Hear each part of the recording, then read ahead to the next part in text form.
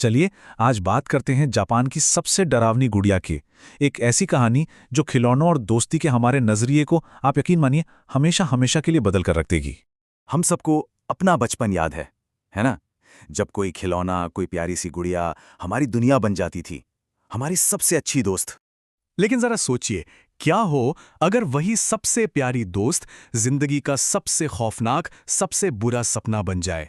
तो ये कहानी हमें ले चलती है साल 1918 के जापान में। यहाँ हमारी मुलाकात होती है 17 साल के इकची सुजुकी से और उसकी बहुत ही प्यारी छोटी बहन किकुको से। किकुको बस 4 साल की होने ही वाली थी। अब देखिए, सुजुकी परिवार बहुत अमीर नहीं था। एक आम प्यार करने वाला लेकिन गरीब परिवार। पिता मजदूरी करते थे, मां सिलाई का काम। और छोटी किकुको की एक ही जिद थी, अपने चौथे जन्मदिन पर उसे गुड़िया चाहिए थी। पर घर के हालात ऐसे थे कि छोटी सी ख्वाहिश भी पूरी करना मुश्किल था। पर किची वो अपनी बहन से बेइंतहा प्यार करता था। वो उसे उदास नहीं देख सकता था। तो उसने ठान लिया। उसने पूरे 1 महीने तक जो भी काम मिला वो किया। एक एक पैसा जोड़ा, सिर्फ इसलिए ताकि वो अपनी बहन के चेहरे पर मुस्कान ला सके। और फिर बाजार में इकिची की नजर एक गुड़िया पर पड़ी। ये कोई आम गुड़िया नहीं थी, एक पारंपरिक जापानी गुड़िया जो भीड़ में भी अलग दिख रही थी। उसकी आंखें बहुत गहरी थी, जैसे उनमें कोई राज छुपा हो। लाल रंग का किमोनो पहने हुए और उसके काले बाल गर्दन तक कटे हुए। जब किकुको ने अपने जन्मदिन पर यह तोहफा देखा तो उसकी खुशी का कोई ठिकाना ही नहीं रहा। उसने फौरन उस गुड़िया का नाम रखा ओकिको, और बस ओकिको उसकी परछाई बन गई। वो दोनों एक पल के लिए भी अलग नहीं होती थीं। पर खुशियों के ये दिन ज्यादा लंबे नहीं चले। इस प्यार भरी कहानी ने एक बहुत ही भयानक मोड़ लिया। एक दिन अचानक किकू को तेज बुखार हुआ, मलेरिया, और देखते ही देखते कुछ ही दिनों में उस मासूम ने दम तोड़ दिया, अपनी प्यारी ओकिको को सीने से लगाए हुए। परिवार का दिल टूट चुका था। वो चाहते थे कि किकुको की सबसे प्यारी चीज ओकिको उसके साथ ही रहे। मतलब वो गुड़िया को भी उसके साथ ही दफनाना या जलाना चाहते थे, लेकिन उन्हें इसकी इजाजत नहीं मिली। तो उन्होंने उस गुड़िया को किकुको की याद में घर में एक शेल्फ पे सजा दिया। और बस यहीं से उस खौफनाक दास्तान की असली शुरुआत हुई। सबसे पहली और सबसे अजीब चीज जो परिवार ने नोटिस की वो थी उस गुड़िया के बाल। याद है जब एकीची ने उसे खरीदा था तो उसके बाल गर्दन तक थे। खैर, अब वो बाल बढ़ते बढ़ते कंधों तक आ गए थे। सिर्फ यही नहीं, उनका रंग भी अब काला नहीं रहा, भूरा सा होने लगा था। और जैसे इंसानों के बाल होते हैं, उनमें 2 मुँहे बाल भी दिखने लगे थे। और ये तो बस शुरुआत थी। धीरे धीरे घर में अजीबोगरीब घटनाएं होने लगीं।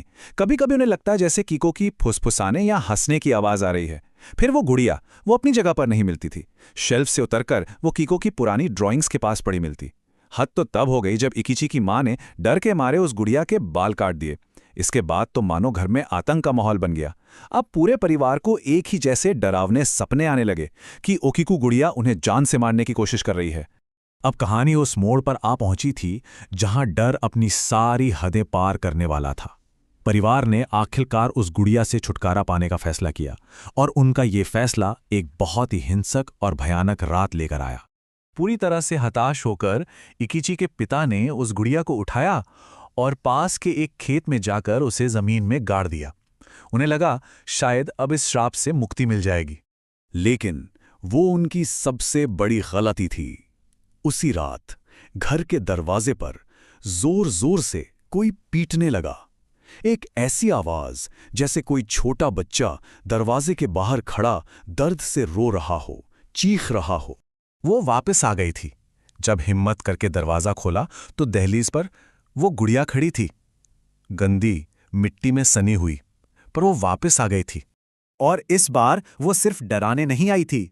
घर के अंदर आते ही उस गुड़िया के बाल देखते ही देखते तेजी से बढ़ने लगे, और इससे पहले कि कोई कुछ समझ पाता, बालों की लटें पिता की गर्दन से जाकर लिपट गईं और उन्हें घोंटने लगीं। मौत बिल्कुल सामने खड़ी थी।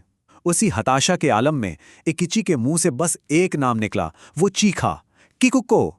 और यकीन मानिए, जैसे ही उसने अपनी बहन का नाम पुकारा, गुड़िया एकदम से बेजान होकर जमीन पर गिर पड़ी। बालों की पकड़ भी ढीली हो गई। तो क्या इस हमले के बाद सब कुछ ठीक हो गया? नहीं, बिल्कुल नहीं। ये आतंक उस एक रात में खत्म नहीं हुआ, बल्कि ये तो उस परिवार के लिए कभी ना खत्म होने वाले खौफ की बस शुरुआत थी। 1-2 दिन या 1-2 साल नहीं, पूरे 20 साल। 20 साल तक सुजुकी परिवार ने उसी गुड़िया के साथ, उसी डर के साए में अपनी जिंदगी काटी। सोचिए उनकी बेबसी का आलम। उन्होंने हर तरीका आजमाया उससे छुटकारा पाने का, पर वो हमेशा लौट आती थी। और हर साल जैसे ही किकुको का जन्मदिन नजदीक आता, घर में अजीबोगरीब घटनाएं और भी ज्यादा बढ़ जाती थी। कोई पुजारी, कोई तांत्रिक, कोई भी उनकी मदद नहीं कर पाया। 20 साल तक इस आतंक को झेलने के बाद आखिरकार परिवार ने एक आखिरी रास्ता अपनाया। उन्होंने उस गुड़िया को मन्नेनजी मंदिर के बौद्ध भिक्षुओं को सौंप दिया। तो क्या अब कहानी खत्म हो गई? नहीं, कहानी अब भी जारी है। आज इतने सालों बाद भी वो गुड़िया उसी मंदिर में मौजूद है और खौफ का सिलसिला थमा नहीं है। कहते हैं उसके बाल आज भी बढ़ते हैं और मंदिर के भिक्षु उन्हें समय समय पर काटते हैं। वहां उसकी तस्वीर खींचना सख्त मना है और जो लोग उसे ज्यादा देर तक घूरते हैं उन्हें रात में भयानक सपने आते हैं। पर अब एक और डरावनी चीज हो रही है। गुड़िया का मुंह वो धीरे धीरे खुल रहा है और उसके अंदर छोटे छोटे दांत उगते हुए दिख रहे हैं। ये पूरी कहानी हमें एक बहुत बड़े सवाल के साथ छोड़ जाती है। क्या उस ओकीकू गुड़िया में आज भी किकुको की मासूम आत्मा है, जो अपने परिवार से, अपनी सबसे प्यारी चीज से दूर नहीं होना चाहती? या फिर उस गुड़िया में कोई बहुत ज्यादा भयानक शैतानी ताकत जाग चुकी है? इसका जवाब शायद हमें कभी नहीं मिलेगा।